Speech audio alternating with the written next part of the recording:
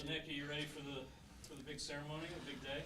Yeah, no, I'm excited. I knew this was in the works for a little bit of time now, and the day has come against my old club. So nice of you guys to recognize that and make it on this day. Father's Day is tomorrow. My birthday's next week, so just a week of celebrations. That's been really, really nice for my family and I to enjoy. Kayla, do you want to lead us on? Yeah. So now that your name will officially be, on this stadium forever, how does that feel to just be part of the Ring of Honor? Yeah, it's huge. Just reading a little bit about, what the Ring of Honor really is within not just this club but around the world. It's the ultimate kind of honor from a club to give you, and Jason is up there, and Javi Morales, that are huge part of this club, and now to be added to those two names is very special to me. This club means so much to me, and it's not just a club. It's my home and has given me so much. So to be recognized in this way, in front of the fans, that means so much to me. Is huge, and just so happy to be a part of it. It's been a few years since you stopped playing, but this year you had the Hall of Fame. Now you have this. What's it been like these last couple months to just look back on your career? What memories have come to mind, and just what's that experience been like to kind of relive everything over again? It's been great. Seeing old highlights, old saves, old games that I was a part of. The league's changed so much, even since 2009 when I retired, and just reminiscing with my family and friends, and the whole media team here. They've done great with bringing back those memories for me and reenacting those moments, and it makes me miss the game. I didn't miss the game for a long time, and it's been good to be away and be a fan, and now on the other side with coaching, but definitely made me miss the game and being in the locker room and on the field, and just those were special moments that meant so much to me, and I know meant so much to the fans, and I'm happy I'm here to celebrate with them. You touched on it a little bit right there, but going up on the fascia, I think that's the official name that we're using, next to Jason and next to Javi. You played with those guys, coached under one of them, but just to be kind of compared to those guys in addition to your own accolades, does that mean maybe a little bit something more? Because I know sometimes it's hard to look back at your own, sort of what you did in your own career, but you saw what they did, you saw what Javi did, you saw what Jason meant to this club. I don't think there's any kind of comparisons. We're all our own kind of different people and players and coaches in our own right, and I think each of them are on that wall for a reason. They've done great things on the field, off the field, and an integral part of our club. And I'm just, again, I'm honored to be up there with them, and I think we're just different people, and it's not about comparing, it's about appreciating those players and coaches, and I get to work with Jason every single day now, and it brings back some memories of when he used to coach me, and Javier's texting me today all through the week about some of the games that he saw online, and we still keep in contact, so we still have that tight-knit team bond that when we had back in the day when we were all here together. So it's fun to be on there with them, and I'm sure there'll be some more names added in the future. Did you ever think that a kid from Southern California I think you were drafted by Miami in the league originally, by the old Fusion. Did you ever think that you would have a career in the state of Utah, the Salt Lake Valley, have a street named after you, in addition to all of this stuff? No, I think I've answered this a couple of times. When you play the sport, I was a competitor. I love to compete. I love the team aspect of football, of soccer, and you don't play the game for the accolades. They soon start to add up when you play for so long, and you get recognized more and more. But never in my wildest dreams did I think I would be in Utah more than 2, 3, 4 years. And now I'm, been here 19 years now, and it just embodies, the people here, the city, the fans, the club, what they mean to me, and appreciate everything that they've given me. They've given me so much for me and my family, and street name, now this.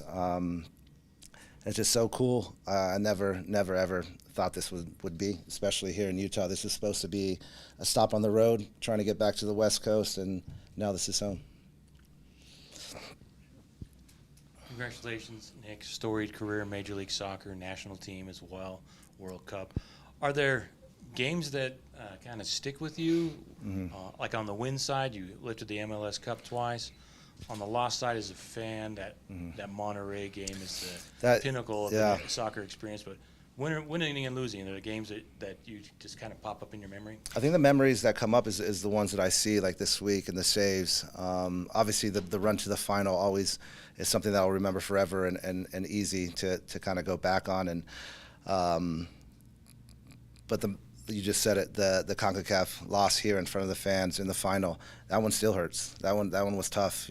We had the team, I think the best team in MLS, and we had a chance to really win something great here, and we failed. But it's part of football. You learn from those moments, and you kind of continue to grow. And I don't know, what year was that, Trey? 2011, yeah. And so 8 more years I played after that, and hopefully I learned something from that game. And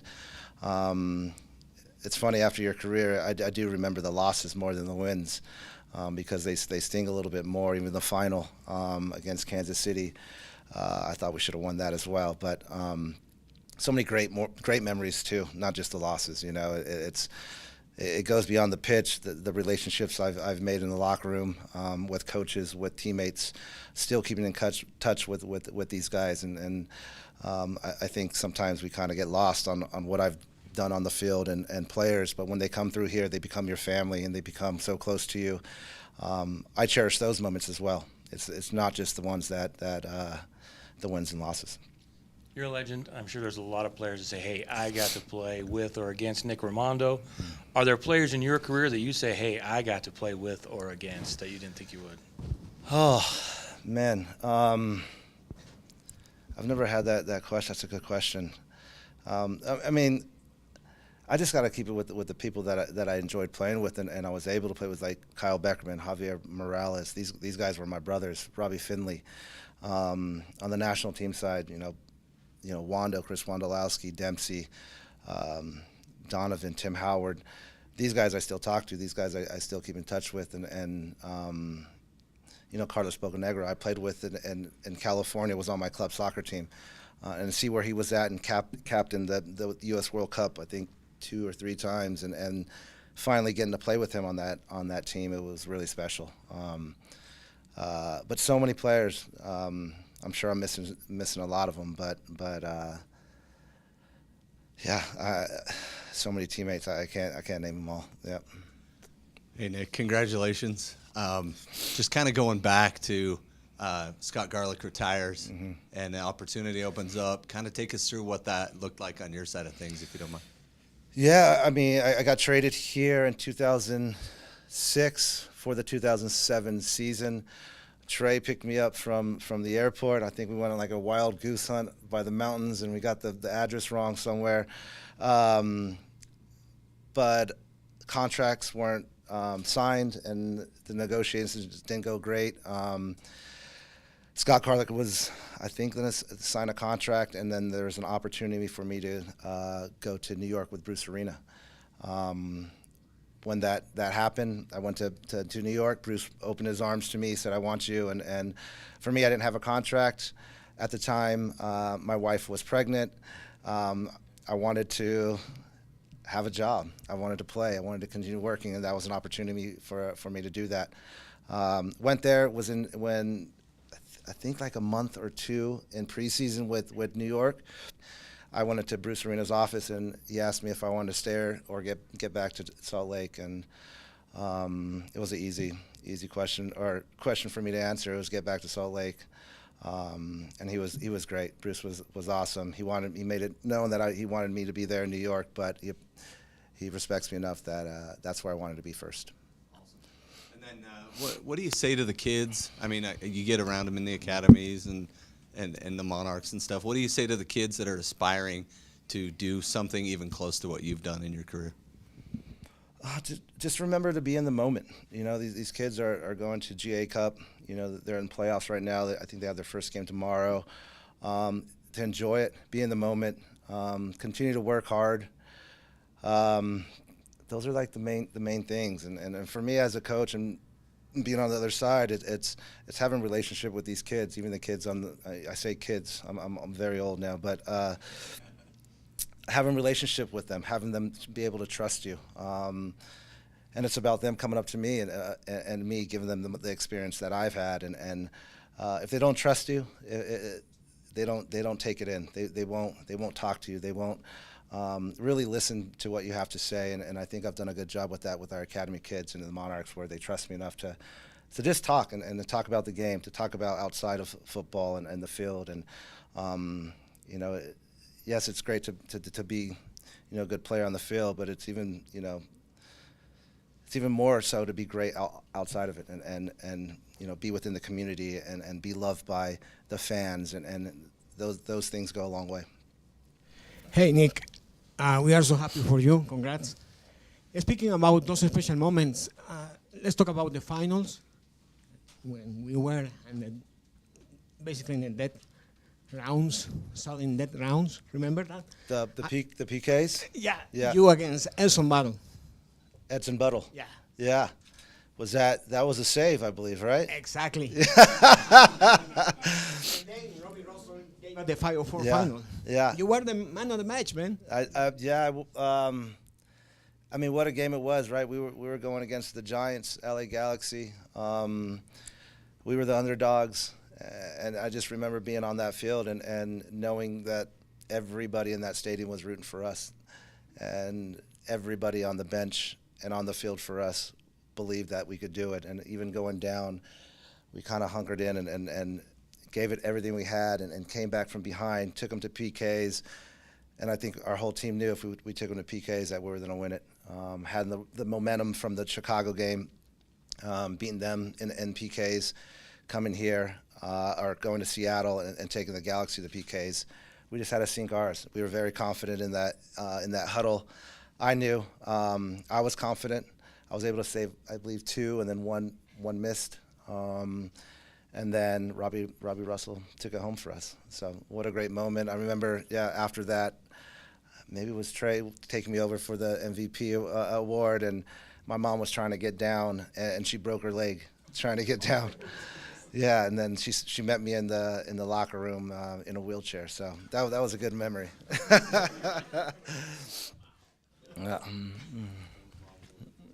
Nick, when you're talking to the kids, what age groups are you working with the academy? How old are the? Oh, before I went to the Monarchs, they're under 15, under 16. We're working with 10, 11-year-olds now in the EDP program on Sundays. So yeah, I guess as young as 10. But those conversations that you're talking about is probably the U16s, U18s, goalkeepers mostly. But now we're starting to get a lot of guys that are going to universities instead of signing pro deals, to UCLA especially, and so it's good to kind of get my arm around them and help them out a little bit. Those kids, a 16-year-old would have been born in 2009 when you were winning the MLS Cup.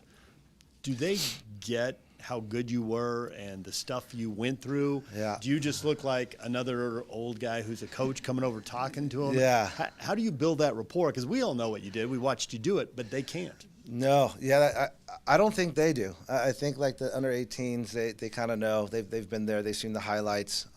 Even this week, some new players that on the Monarchs that are older are like, man, I didn't know you that quick.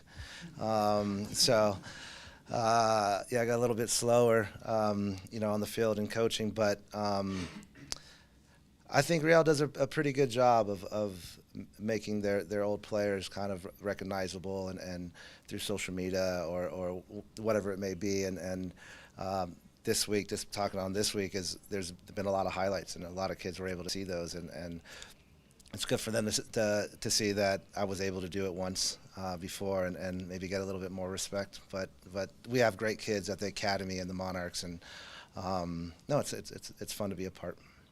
I'm sure that you can work with the kids on the physical part of the game, and that's important, and they probably trust you on that. But the mental side of it, because you've touched on it in some of these answers. You had one club fold, in Miami. You were in D.C. for a while. There were good times and bad times there. You left Utah and came back. It wasn't always easy. You were 5'9". There were people who labeled you too short, and you powered through it to get, to this moment. But can you convey that accurately to 15 and 20-year-olds? Yeah. Just recently, the last couple of years, we have a lot of great goalkeepers coming through the academy now into the Monarchs, trying to get that contract. And, one day they're playing, one day they're out of favor. Sitting down with them in the rooms and just talking about to keep going. And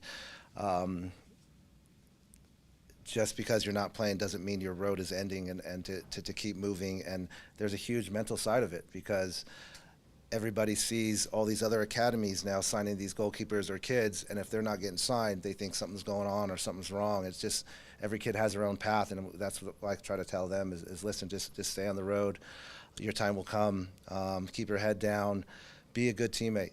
Be a good teammate. It goes a long way. All these kids are superstars that are coming into our academy. They're the big dogs when they're at their small clubs. Then they come to us. You got to fight for your position. And sometimes it takes longer than others, and it's tough because there's only one goalkeeper that plays at a time, and they got to understand that. And it's tough sometimes when they're the big dog and they come here and there's competition, and just try to let them know that competition is good in that position, and you got to just keep moving. When you were in Miami, Kyle Beckerman was there. Garth Lagerwey, former GM, was there. Jeff Cassar was there. Pablo Mastroni was there. Yeah. There were so many guys. Brian Kamler was there, and so many guys who came to Utah. Do you guys ever talk about what a crazy combination is that so many people were in Miami ended up in Utah? Yeah, no, never had that conversation. Now that you're saying it, I mean, I knew a lot of those players before, but never kind of thought about them coming from Miami and at a certain time in their careers. That team was special down there. It was fun. I think you guys all know Ray Hudson. He was a crack to play for, and I don't have an answer on why we came here or what we came here for. It was just, for me, my journey was meant to be here, and I'm happy I came.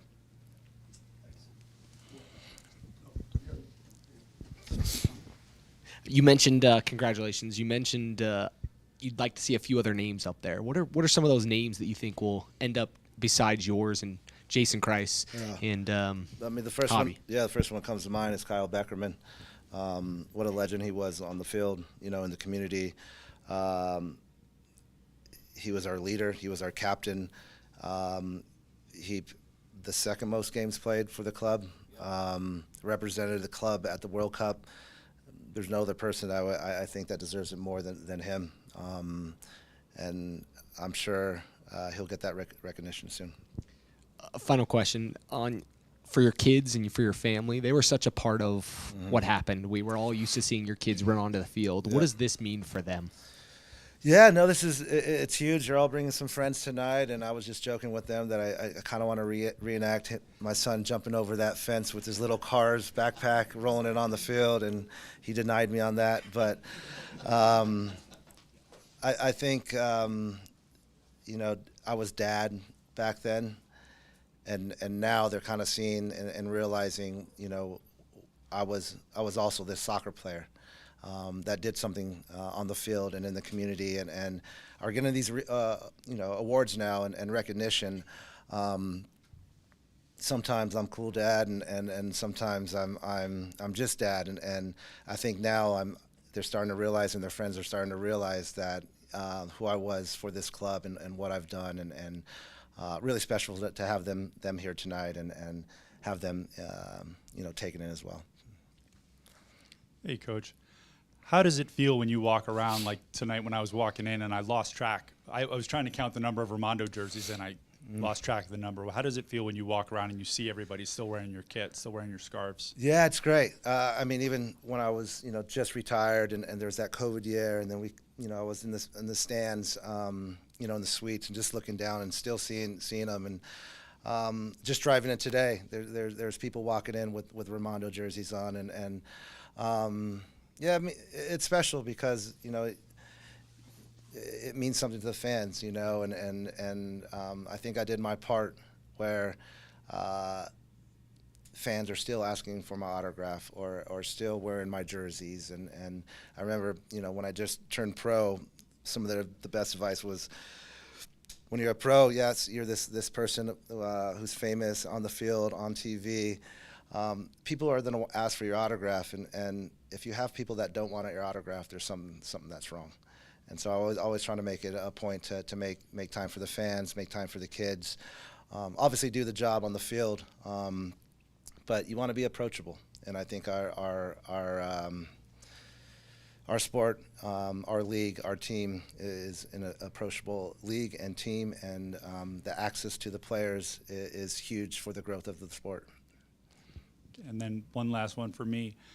When you think about legacy, not just for yourself, but for the club, is there, if you were in charge of one RSL tradition or value that you never want to see separated from this club, what would that be? Man, I think you know, for me, because I've played and I'm now a coach, is making sure that we're interlocked with the community and bringing the community together with the club, because the community is what builds this club. The community are our fans, and the more we involve the community and give back when we have this platform, I think everybody will be happy and everybody will succeed in that. Last question, Nick. Not to give away too much, but what's your message going to be to the fans here in a couple hours? Yeah, just thank them all and let them know it. You know, this is not that name up there is mine, but it represents all of us, because I could have done it with all of them, my teammates, my coaching staff, even to the ticketing, the game day experience, the media, the creative team. It doesn't work with just one player. It's a group of players, and just thanking everybody for this accomplishment, but also letting them know that it's not just mine, it's theirs as well. Congratulations. Appreciate you taking all the time. Yep. Now, I know we've got a photo op upstairs, so we'll reconvene in a couple minutes. Awesome. Thank you, guys.